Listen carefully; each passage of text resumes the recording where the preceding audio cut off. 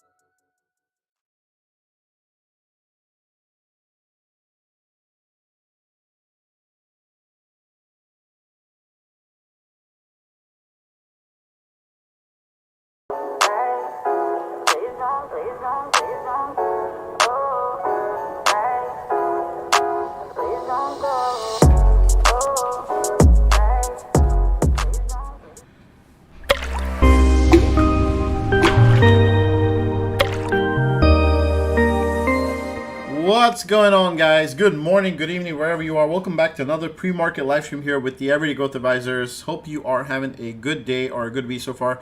Following on from Monday's pre-market stream, we covered the specific fact that the market's about to pull back, and we got exactly that in this last trading session. So it's been a pretty great, past 2 months. If you've been following this stream for a while, I think you would really find the value in what we do here, and just eventually make some money with us, right? That's kind of the point of this. We want to keep information accessible as possible for all of you guys. Make sure you share with everybody, your friends, your family, and even your worst enemy, because I think sharing knowledge is a cool thing. So keep that something in the back of your head. Share this with as many people as you can, and if you can't do that, then just click the like button, because that helps YouTube algorithm to kind of spread this video out far and wide. And that's all I can ask for. So kind of just going to go through the macro and the technical perspectives of the market today. Not really much to really cover today, honestly, apart from just a few really important things. The S&P 500 is kind of lagging through the NASDAQ. The NASDAQ did break down yesterday, but then had a quick little buyback up post-earnings after the market closed. And through the Asian session, we saw quite a significant amount of dip buying, but it hasn't really been that resilient.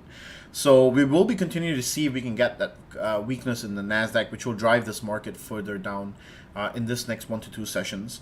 Now, I think that today might be kind of a chop day, where the market's kind of just figuring itself out. Now, remember that next week we have FOMC, so you gotta really put that at the back of your head while you're trading, because a lot of this is going to be priced in. Now, we had Microsoft that we played through a debit spread, and this is going to be paying out really nicely today. We did a bunch of ER plays just yesterday. So with Microsoft, we took a 285, 287.50 call. Debit spread with Visa, we took a 227.50, 225 call debit spread. And then with Meta, which is reporting earnings on Thursday, so you still have time to get into this. It's a little free tidbit if you're here. We took a 200 and 197.50 put. So we bought the 200 put and we sold the 190.50 puts to kind of pay for part of it. So these are kind of like a little bit of the earnings plays that we have taken in the past session. And Microsoft is going to be a hit. We'll see if Visa actually does kind of sell off today. And right now, pre-market, it's up about 1.72%, but that can change very quickly. So we have some time on these contracts. We'll probably hold it for a little bit. Remember that the benefit of having a spread is you don't really experience significant theta decay because you have the sold portion of it that pays for the theta. So you're not really experiencing a lot of theta decay, which is nice. You can hold the spreads for a little while and see if the situation improves. So it's not really that big of a problem. Now moving back to the S&P 500, as I've already projected the pathway for this week, and obviously this is for purely entertainment purpose, we're expecting that 4060 bounce as we were talking about on the newsletter this week. And on the newsletter, as you guys have already been following, that 4060 bounce is likely going to end up with a little bit of a sideways movement. So we'll be kind of looking for this consolidation sideways until we hit this little trend line that's been forming on this side. And at the same time, you also have to look at what the bond market is doing. So the bond market has been kind of screaming on the 1 month yield and the 2-year yield. But as of yesterday, the bond market is kind of resuming its trend down. And I mentioned we could go sideways here with the bond market for a little bit. And this is really going to cause a little bit of uncertainty within the market. On top of that, you have the dollar index. And remember, we follow the dollar as a precursor as to how we view the buying power or the purchasing power for equities or dollar denominated assets. When we talk about dollar and the dollar strengthening, that becomes weaker in terms of equities and in terms of any other dollar denominated assets, because as the price of the dollar increases, you can purchase less of those assets. So you have to always remember that as you're going to your trading. So if dollar becomes cheaper, then that improves your pricing parity with dollar denominated assets. So this is just one little small thing that I wanted to point out to you. Yesterday we had the dollar kind of spike a little bit, but today it is back down. So the market might be kind of taking a little bit of a breather before it interacts again, and we need to just be vigilant and know everything about anything. The VIX spiked up to about $20 yesterday, almost up 20% on the day. And remember that the VIX is not something that is very straightforward, right?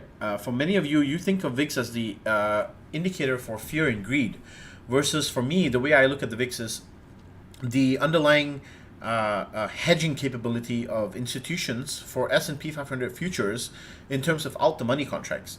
So the more people buy out-the-money contracts in the S&P 500 futures, that's when the VIX starts to spike. And that's really just the core of where that is. So you need to be able to understand what the VIX is and how it trades before you actually start to interpret that data. Now, IWM sold off pretty aggressively yesterday. As I mentioned, we are not unlikely to get out of this rut on IWM until liquidity concerns are quenched. So right now, where we are with this, the Russell 2000, which is your small mid caps, we're not really going to see much of a upside on this until we can see liquidity come back into the system.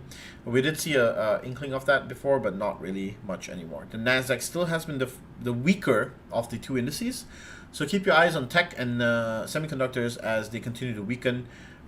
Just look at semiconductors here through the proxy SMH, which is the ETF, VanEck Semiconductor ETF. You can see that the semiconductors have broken down in a downtrend.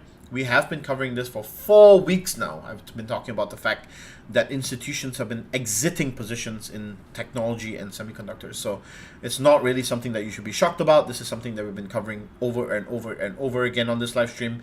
And I've already preloaded you guys and warned you guys, or rather kind of told you guys that this is about to happen. We took NVDA shorts, and obviously this morning it squeezed up a little bit. But you know what? Not too bad. 2.74%. It can still come down. So it's all good. All good in the hood, right? The Costco, which yesterday broke out, has kind of come down back again. We'll see if we can capture a little bit of a bounce play here. And the trade idea of the week on the newsletter, QCOM, actually gave a signal entry yesterday for that downward movement. So 113 here is going to be a key pivot for either a bounce or a potential further fall. So that's kind of the things that I'm looking at for today's trading session. I'll be looking at a bunch of different opportunities within the big, cap companies. Tesla, as I told you guys, going to start to move sideways. And yes, it has that downside trajectory, but remember, the risk-to-reward ratio here sucks. So don't even bother, right? Just keep your head on tight and don't try to take things that are not going to bring you anywhere. Disney is an interesting setup here. Broke below this uptrend, rejected firmly, and now looks like it is entering a downtrend. So this is one of the ones that is on my radar. And, you know, as long as it can kind of continue its downward trajectory at 97 bucks, we'll see if 97 is going to be a pivot. So 97 either bounce or 97 breakthrough. That's going to give us an opportunity for either upside downside scenario. I think by now you guys should understand what I'm looking at with this opportunity. The risk-to-reward ratio downside looks pretty decent, all the way down to 93. The risk-to-reward upside looks, you know, pretty decent to about 100 bucks. You can keep risk fairly tight on the upside, so pretty decent, right? Apart from that, Baba got smacked. AMD obviously broke through yesterday, has been weaker than NVDA. This is one that I've been watching. Visa, right? MasterCard. Google, I think, just trading flat still. And we have the Meta earnings play, so we'll see how this one plays out. Netflix does look pretty bearish so far. As we took the earnings play last week, we closed out about 100% on this one. And looks pretty decent so far. Apple is just trading flat, and so is Microsoft, being up about a ridiculous 7%. You know, this is kind of ridiculous, guys. Microsoft beat was very, very strong, right? So its earnings is obviously a statement here that, you know, they're here to stay, and they're about to fuck shit up, right? So 7% up on a mega cap like this, which is at a market cap of about, what is it, $2.1 trillion almost, right? Yeah, Microsoft has a market cap of $2.1 trillion. Yes, you heard it right. So that's a pretty interesting one, right? So being up 7% like that, that's a lot of money flowing into Microsoft. People wouldn't be buying the stock if they thought that there was no upside. So I expect some pullbacks intraday on Microsoft as this market remains relatively weak. So the trajectory here, remember, and I mentioned this on the Discord just early on today, so I'm going to read to you what I said. It's mainly that, you know, now for earnings move with relation to market trend, remember something, earnings are a short-term reaction to past performance. The market will react briefly, but if the tide of the market is too strong, bullish or bearish, then the ER doesn't really matter. So your earnings report doesn't really matter, right? I've seen ERs in the past get destroyed by leaning sentiment of the markets being biased. So what do you need to do now, or what we need to know now, is where the tide or majority of speculative investors are going to go. Are they going to go inwards or outwards, right? So this is the reason why in this environment right now, you have to buy additional time on trades. And volatility also means that you're going to start to pay higher prices with VIX being higher, right? So the VIX being higher means you're going to start to pay higher premiums, right? So you have to adjust your playbook a little bit to take quality over quantity. And when volatility is high, your round trips are going to be more expensive. So you have to be really careful. And that's all I have for you guys today. I hope you guys have a good trading session. I'm going to jump on the team just a little bit later today. Obviously, you know, still holding the live stream here. And right after this, I will be jumping on a Discord with the team. And I hope you guys, you know, will join us eventually. If you've been lurking in the shadows and you've been wondering whether you should pull the plug, link is in the description. You can join us for 14 days for free on the Discord and trade with us live every single day and hear what my thoughts are throughout the market. So I hope you have a good one, and I'll see you guys back on Friday for another session. Till then, take care, peace, and control your risk. Bye, guys.